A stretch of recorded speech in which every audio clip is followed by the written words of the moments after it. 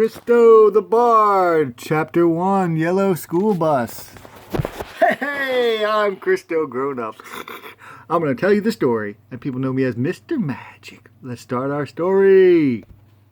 B is for bold when the idea is not old. A, amiable always. R, readier than any scout. That's what our magic is all about. And D, dangerously kind. Oh, dangerously kind. I like that. Dangerously kind, the friendless we help, the lost we find. S, seeking the diverse truth of our multicultural time. Oh, interesting.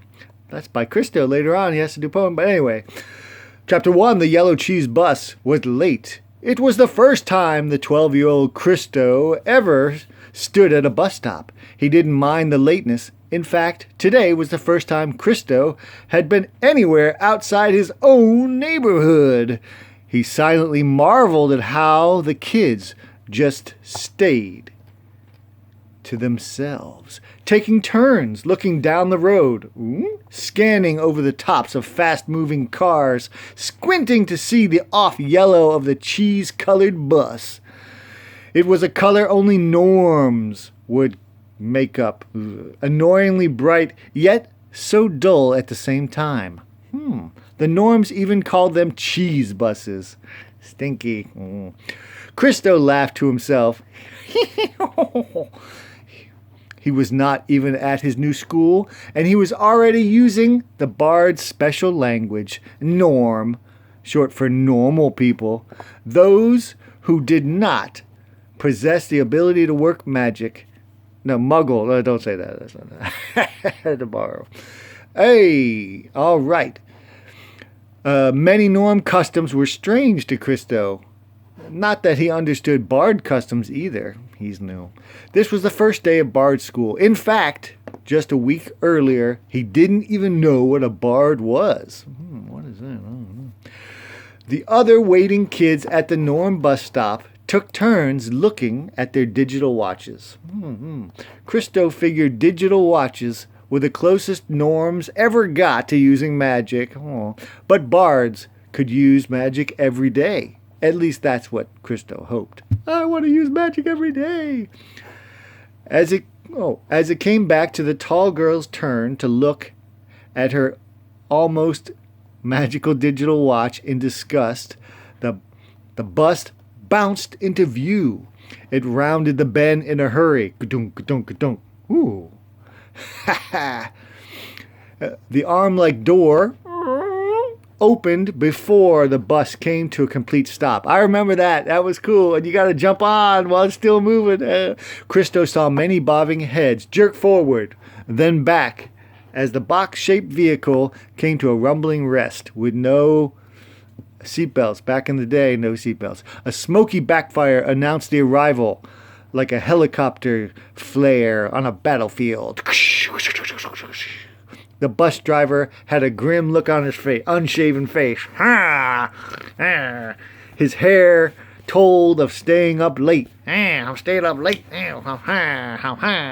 And getting up too early. Oh, I'm tired. His clothes that he no doubt slept in smelled like the back of a bar. Yeah, I bet. Yeah. The driver thinned his eyes at Cristo, waiting impatiently. Cristo was afraid the bus driver wouldn't recognize him, that he didn't belong. This made Cristo hesitate. The three other Norm students got on in a mass of elbows, curse words, and flashing digital watches. As they took their seats, the bus driver squinted some more. This strange facial expression fueled Cristo's hesitation. Oh, that's weird. If it was possible, the unshaven face of the driver grew grimmer under his Farmer John Deere tractor hat, like a cloudy day, turning abruptly into a stormy one. The large flat hands grabbed the bowling pin-shaped lever to close the door. Slam! End of chapter 1. Just kidding. Gotcha. Staring at the door, Cristo thought, he knows I don't belong. They all know. I didn't think I had what it takes to be a bard anyway. Cristo sighed, turning to leave. As he turned, the driver opened the door, growling, "Kid, get on the bus now, or I'll leave you for real this time. You always make us late. You are a repeat offender." The driver spoke as if he had known Cristo for years. Repeat offender. Repeat offender. Stammered Cristo. Cristo didn't know what to say or think or do or write in his book. But his legs knew what to do. In one big hop, kadoosh, he landed on the top step. "Now, get to your regular seat in the back of the bus, near the emergency exit." There was something hidden in the gruff words of the bus driver.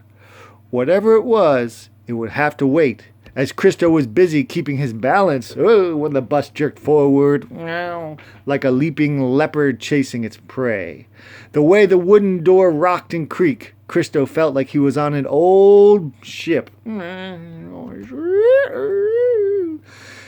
Scanning the boat-like bus, Cristo saw that there were two seats in the way back. The right seat and the left. The price is right, so I'll do things right, Cristo joked to himself, as he chose the right-handed seat. Cristo often used the names, voices, and language from TV. That was the way of his guardian, Pan, the only parent he had ever known. Pan turns out to be Panasonic TV. He was raised by a TV, but it's Magic TV, of course. Anyway, it was natural for children to imitate their parents. Yes. Next to Cristo, on the shiny green puffy seat with a cut down the middle, was the richest looking kid he had ever seen. Bling, bling, bling. The kid had an exotic ruby-studded leather jacket with the name Caves embroidered on the lapel in diamonds. Whoop, whoop, tiny diamond. The rich kid also wore super sneakers of some basketball player that shined as much as the platinum chains dangling off every appendage. Yo, yo, yo! All the other children riding near the back of the bus were wearing hats which hid their ears. Hide your ears. You will know a bard by his ears, it is clears. All of the children riding near the back of the bus, they cover their ears. Okay. Oh, you'll know a bard by his pointed ears, and a gypsy by their fat ears, but that's later. Cristo also wore a hat, as he was instructed to. This is one of the few things he knew about bards. You'll know them by their ears. The rich kid's pure gold knitted hat, however, was fitted just enough for Cristo and the other would-be bards to see that his ears were perfect. The lobes looked like they were carved by Michelangelo himself, not the Teenage Mutant Turtle, the other one. And the stems were straight and tall as the most expensive of rulers. Weird line. The tips were still hidden under the two side flaps of golden yarn, but Cristo could tell from the bungles, that's a real word, that they were flawless. Wow, if I looked up perfect bard ears in the dictionary, there would be a picture of this kid. Cristo laughs to himself. Like Three Stooges. Oh, reaching into his genuine Italian leather briefcase, Caves thrust what looked like a candy bar in front of Cristo's nose. Hey, brother, I'm Caves. What's your name, and do you want a magic K-bar? Caves removed his hand, leaving the magic bar floating in the air. Ooh. Cristo didn't know what to say. Luckily, the bus hit a rather big pothole. So he had a moment to think as they were popped out of their seats a few times. A hatted kid across the aisle with dark skin and a big smile hit his head. Boom! Oh, wow. Cristo answered, Hi, I'm Cristo. Nice to meet you. Sure, I'd love what's that again? Special K bar, a K bar, a magic K bar. Here, take it. It's magical for bards only.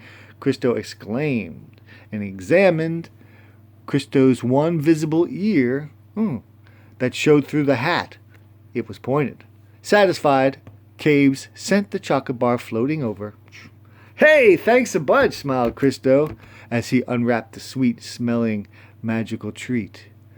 Don't mention it, snickered Caves, who was watching intently like a cat watches a mouse.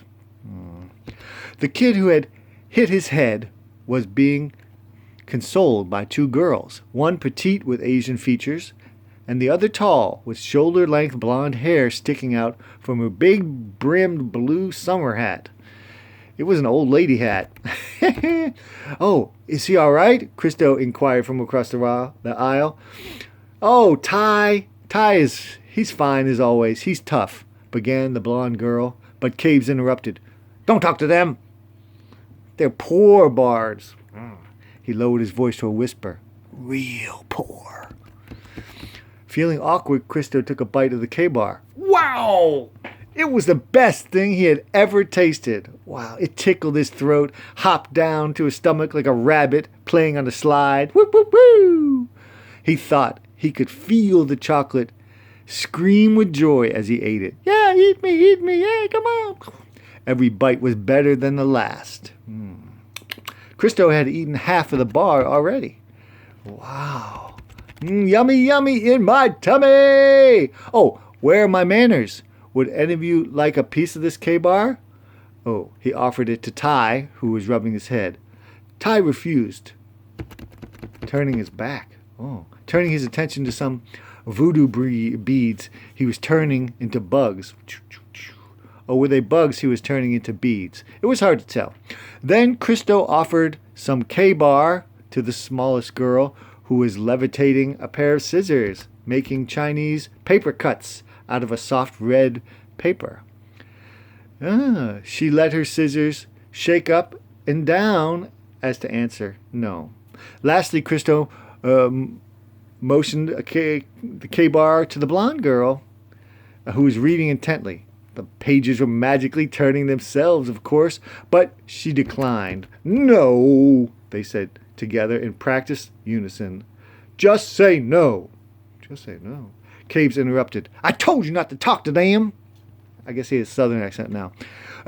Cristo ignored Caves for the moment, asking the others, why not have a bite? It's delicious. It will take your mind off that rather large bump on your head. The bump is lifting your hat in a way that's funny. Oh, I can deal with the pain. Thanks, replied Ty, still being careful not to make eye contact with Caves, who was sticking his head in the aisle. Chris, like I said, don't talk to them, Caves ordered like a general chastising recruits. First of all, my name's Cristo. Second, I talk to whoever I want. This is a free bus, right? Huh? Turning back to Ty, Cristo asked, excuse me, sorry to bother you again.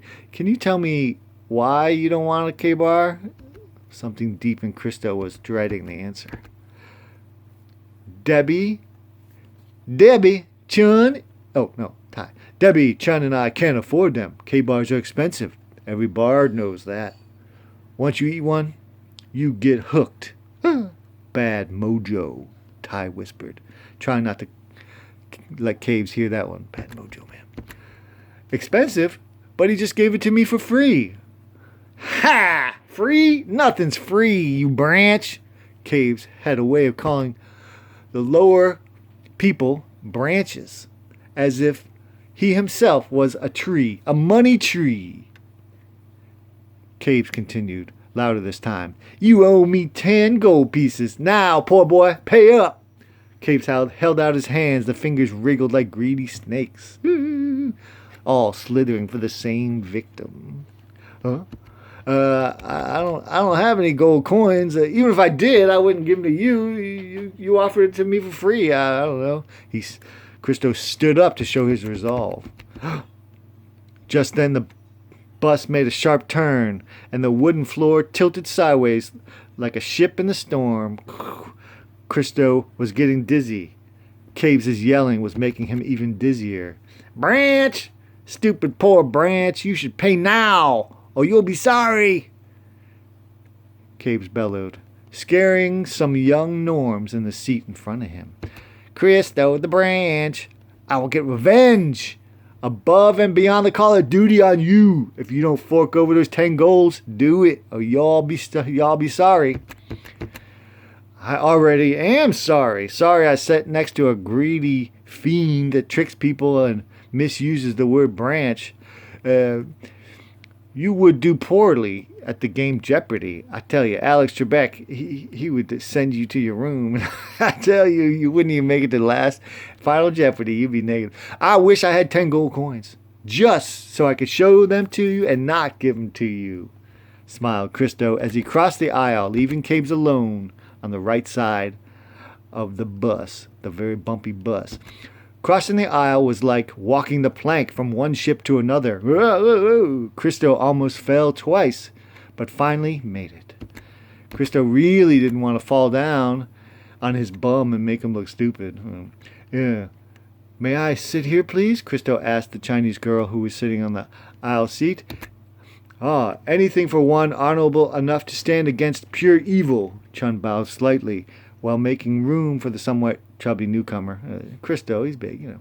She whispered, "His deeds of destruction are as numerous as hairs on an ox." Cristo could now see her magical paper cutting was of an ox with 10,000 hairs. Wow, that's a lot. "Oh, your life will never be the same, Branch," cursed Caves as he started to count the coins in his purple pouch. "You will pray for death when you want another K-bar, but I won't sell it to you. I won't sell you any, not for 10 gold, not for 100 gold. You'll be in so much pain." He spat just as the bus driver took a sharp turn at high speed. 2 tires went on the curb, causing a few of Caves' gold coins to fall out of his pouch and roll on the floor. Ah! While he was collecting the coins by magically marching them back into his bag, the tall girl spoke to Cristo. "You seem like a nice kid. So, I don't know how to tell you this. Tell me what, Debbie, right? You don't believe that rich punk, do you? Come on, he's like a villain on TV or something." As if reading from a book, Debbie continued. "Caves is a master of chocolate charms. Not that he does the magic himself, but he has good connections. His so-called K-bars are made from magical nuggets by gypsy chefs that charm bards into thinking they are addicted to the bars. The magic only works on bards. Only on bards." Cristo was happy to hear someone call him a bard, but the rest of what she said didn't really make sense. Debbie tried to clear things up. "Oh, sorry. Soon you will do anything to get the magic chocolate bars. Anything. You are addicted. Like a bum with alcohol." Oh! We have seen it many times in the Bard Elementary School we went to. Terrible. Just now you said gypsy. What is a gypsy, and why would they want to harm a bard? Asked Cristo. Even hearing the word gypsy seemed to make the nicer bards nervous. Where? Ty stepped in to try to explain. "Oh, I guess you're you're a new bard, huh? It's like this. Gypsies are the sworn enemies of the bards. They are the similar opposites of bards. We charm them, they charm us. They charm us, we fight them. It's nature. The dog chases the cat. That's just the way it is." Cristo's mind was filling too quickly with information. But nothing would stop the flow. Yes, even in China we have gypsies. We call them Jippy Siren. Ren is person. Jippy size gypsy. Gypsy person. Jippy Siren, added Chun, while painting the calligraphy characters for Jippy Siren with a brush and water on Cristo's hand. That tickled. Nah. Then Ty spoke again. Oh, it's like this. My terrific voodoo grandpa says terrible zombie gypsies have been pestering him and other goodly voodoo magic men bards for centuries. Gypsies are wicked wanderers who live to pester and steal from bards. Oh, so Cabes is a gypsy. Ah, that must be right. He's a gypsy. I'm going to hate all gypsy. No. Debbie said no. Cabes is a bard like us, but he is rich enough to buy some of their charms to use on us, other bards. I read that he buys them directly from the vice principal of the gypsy school, the evil Mestron. The monster Mestron makes the bars to hurt bards out of revenge. A bard made him really ugly, or his mom. But Cabe sells the addictive bars just to make more gold. He loves the color gold. When he was a baby, his father even bought him a solid gold pacifier. Really? How do you know so much about Cabes? Inquired Cristo. Sorry to say, he's my cousin, Debbie sadly admitted. Oh, what should I do with the rest of this K-bar? Cristo wondered aloud. Oh, you're addicted now. One bite. You'll need it soon, frowned Debbie. I disbelieve. I make my roll of disbelieve, D&D reference. I don't feel addicted. I made my con check. I can control myself. Sure, it was the best thing I'd ever tasted, and it was fun the way it wriggled down my throat. But I'd rather hang out with new friends than eat chocolate, even magic chocolate, any day. Cristo was looking for support. Ty leaned over, pointing down the aisle at a fat kid. Soon, you'll be like Ted. He's a full-on addict. He's like Kay's big thug slave guy, servant. He used to hang out with us, but Caves told him not to. So now he only looks at us when Caves orders him to beat us up and steal our spell components or our money. That will be you soon. No bard has ever been able to fight the K-Bar curse. You'll be an addict. Sorry, Cristo. You seem like a nice kid. You seem pretty cool. Chun smiled at Cristo in pity. Debbie was busy rummaging through her books, looking for a cure. Of course, she had looked before when Ted was sucked in, the big Ted.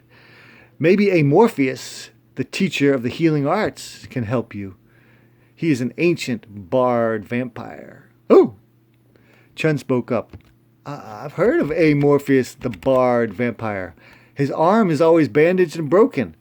If he can't heal his own arm, how can he heal someone else? Chun has a point, said Ty agreed. I heard he coughs in class and sometimes has to take a break and drink some blood. Ooh. Debbie was still trying to cheer Cristo up. Oh, how about Gilawenda, our bard witch principal? Her honored instrument, bards all have honored instruments, has a power that cannot be written in any book. She might be able to help you, Cristo. Well, I don't need any help. I'm not addicted. I'll fight this charm. I'll wrestle with the charm like my hero, Bone-Chilled Austin. No relation to, Bone-Chilled Houston. Sorry, Steve Austin. Sorry about that. The other bards didn't know what Cristo was talking about. You know, the mighty Bone-Chilled Houston on the wrestling channel? No response. Super Crackdown 4? No response. Cage Math Death Duo Tag Team Mania? You know, TV? Television? No, less than no response. They looked at Cristo as if he was speaking another language. 我跟你说电视，你听懂了吗？电视? Ty spoke to take some pressure off Cristo. Oh, I had a TV once. It was used as a table, right? Come on, guys. In China, bards use TVs to play catch. She tried. It was a polite lie. Yeah. Okay. Next, the blonde girl tried. I sat on a TV once when I visited the public library. right? You can put books in it? No? Debbie mumbled. You are honestly telling me you haven't watched TV every day of your lives? Christo's inquiring mind wanted to know. No, never. They said again in that practiced unison of old friends. Your 10 minutes are up, Branch boy, Cabes cut in. You'll be craving the rest of that K-bar any second now. Cristo could see the bulky Ted tear into his bag and take out a rather large K-bar, bigger than his by far. Ted's big frame shook as he tried to control himself and only nibble at the sweet snack that his entire body yearned for. I need it, man, I need it. Chun, Debbie, Ty patted Cristo on the back. After a communal agreement, the three searched their pockets and brought out 10 gold coins in total to give Cristo. We don't want to see you suffer. We remember the time Caves refused to give Ted a K-bar. He cried, sweat, and shook all over it. It was sad. Really sad, Chun echoed. Sad as a chicken at voodoo ceremony, echoed Ty, while drawing his finger like a knife across his throat. They tried to put the gold in Cristo's hand, but he refused. I don't need it, really. I have no craving to eat the foul bars at all. Cristo, you should go sit with Ted. You have a lot in common, bowed Chun, while trying to look away.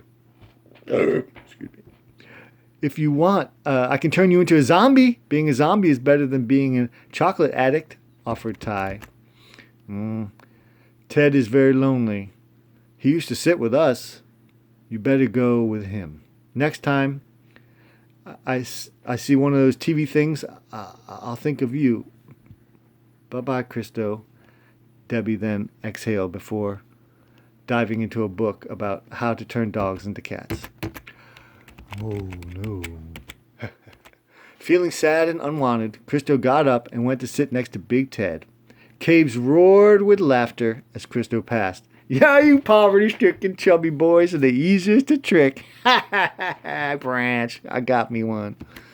Cristo was a little overweight, but nowhere near as oversized as the mountain boy Ted.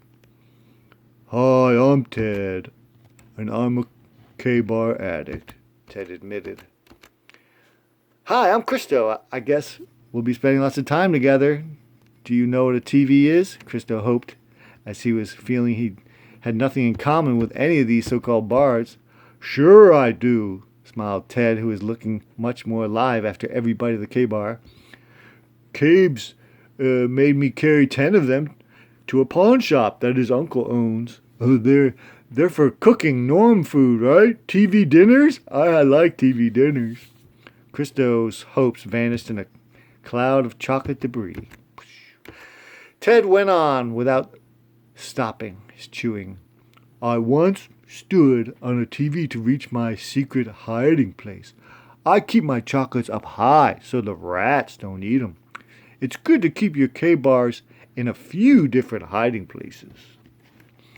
At least Ted likes me, Cristo thought. The two chubby kids talked nicely for 5 more minutes until Cave stuck his head between them. Branch, y'all haven't finished your K-bar yet. We're almost to school. Prices double at school, yo. Well, talking intently with his new friend Ted, Cristo had forgotten all about the K-bar he was holding. Caves taunted. I own you now. You're an addict. And I'm the only one who has what you need. While pushing the pusher back, Cristo barked, I told you I'm not addicted. Now buzz off so I can have a chat with my friend Ted. Oh, your friend, eh? I don't think so. Ted is my property. I say who his friends are. Caves. Then his face looked like a snake for a moment. You can't say that. Hey, get out of my face, gold for brains. The force of Cristo's words and the fact that he hadn't finished his first K-bar enraged Caves. The rich kid's platinum bracelet shook in anger, while Caves pulled out a fresh K-bar, waving it in front of Ted's nose. This K-bar is all yours, Ted, if you push this branch into the aisle and tell him you are not his friend. Wow. Oh, man. Oh, man. Come on, boss. You said I could be myself on the bus. Please give me the bus, begged Ted. If that's the way you want it, then no free K-bar. And no regular K-bar service either. Not for 10 gold, not for 100 gold, Cabes hissed, while pretending to put the fresh K-bar away. Ted's eyes flickered in their sockets while his chubby fingers twitched nervously. Cristo smiled. We'll fight this addiction together as two friends. Cool, Ted? Cool, cool, cool. Cristo imagined helping Ted to victory over stupid Cabes.